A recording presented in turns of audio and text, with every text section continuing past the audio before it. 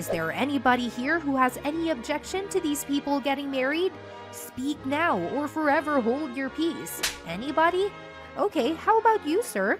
I think it's safe to say that you're feeling pretty darn right now.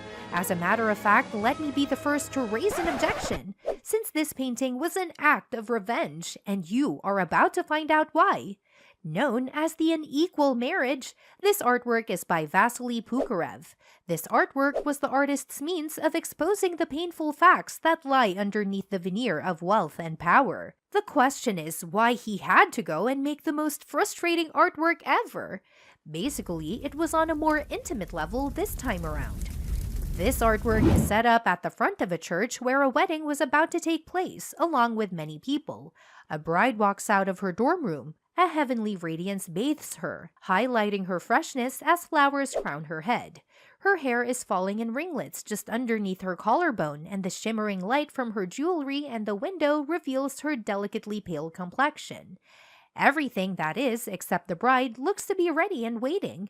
Once we empathize with her serious face, we see the girl's body droop down.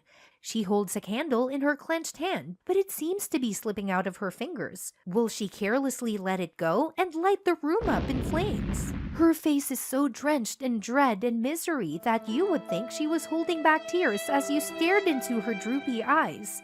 This is not a smiling bride, but rather a mourner. She extends out her hand reluctantly as the priest, stooping down, tries to fit a ring onto her little finger. Although she maintains a cold demeanor, it's evident that she has accepted the inevitable despite knowing it wasn't her choice. The lovely groom, on the other hand, seems to have something up his you-know-what. His muscles are so tense that he looks like a walking corpse. Just like him, the candle he's holding is perfectly straight and stiff. Both the medallion on his lapel and the cross around his neck are decorations for long-term government or military service. These facts point to the man's high social rank and most likely his great fortune. He turns his head slightly to get a glance at his new wife. His expressionless face shows no sign of affection.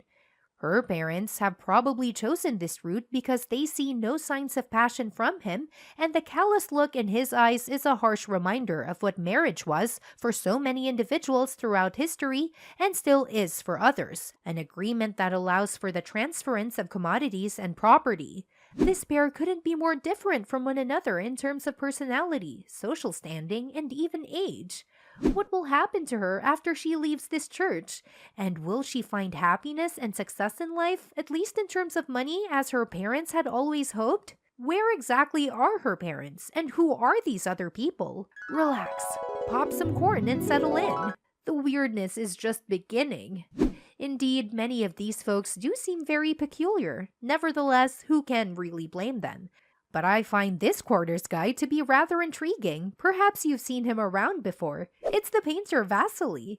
He crosses his arms around his chest and stares at the stained groom. The artist wanted to make it clear that he does not favor unequal marriages, so he painted himself into the piece. This makes sense, right?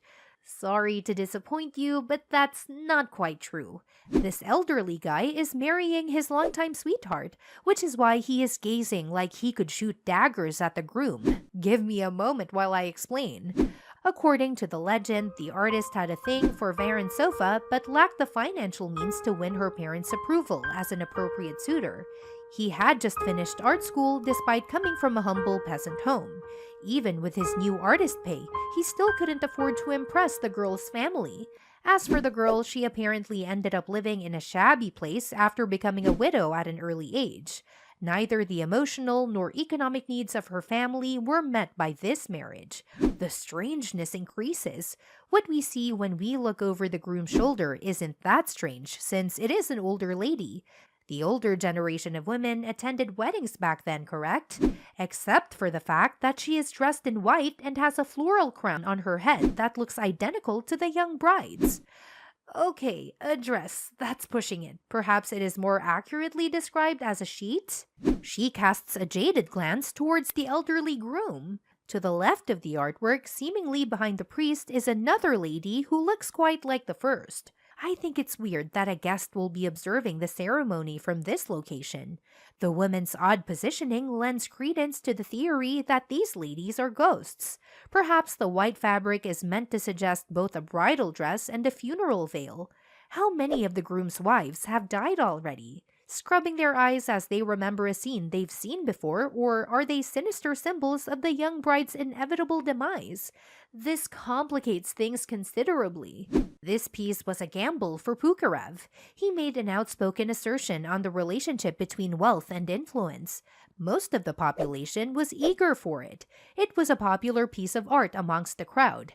It was so influential that it prompted imitations by other artists. As the story goes, all the senior guys called off their marriages to their young wives when the paintings were shown.